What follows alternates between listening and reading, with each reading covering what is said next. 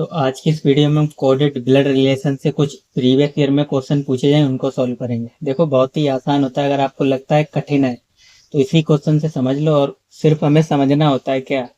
जैसे इसी क्वेश्चन से देखो, कह रहा है पी प्लस क्यू का अर्थ है कि पी क्यू की पुत्री है, और गुणा का अर्थ है पी क्यू का पुत्र है, और माइनस का अर्थ है पी क्यू की पत्नी है। तो कह रहा है उपरोक्त जानकारी के आधार पर यदि ये चीज हो ए प्लस बी माइनस सी गुणे डी हो तो कौन सा कथन सत्य है। ठीक, हमें ये बताना है कौन सा कथन सत्य है। सबसे पहले इस पे आ जाओ, ए प्लस बी गुणे ये चीज दे रखी है तो इतना लोगे आप ए प्लस बी। ए प्लस बी का अर्थ क्या है, ए बी की पुत्री है। ठीक, तो ए पुत्री है, ए पुत्री है किसकी, बी की। ठीक, तो बी ऊपर रहेगा, ए बी की पुत्री थी। फिर बी माइनस सी का देख लो, बी माइनस यहाँ पे तो बी सी की पत्नी है, तो बी पत्नी है किसकी,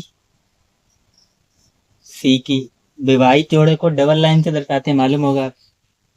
फिर सी गुणे डी, गुणा कहाँ पे, यहाँ पे, तो सी डी का पुत्र है। सी जो पुत्र है किसका, डी का। ठीक, सॉरी डी का, सी डी का पुत्र है।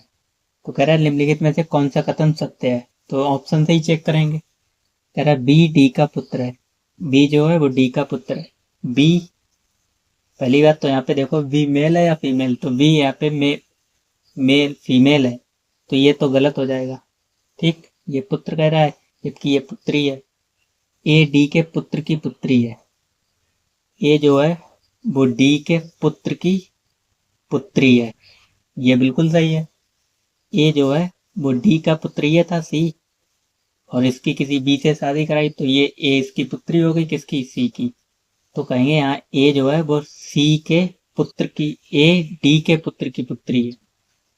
ठीक, ए जो है वो डी के पुत्र की पुत्री है, ये सही हो जाएगा।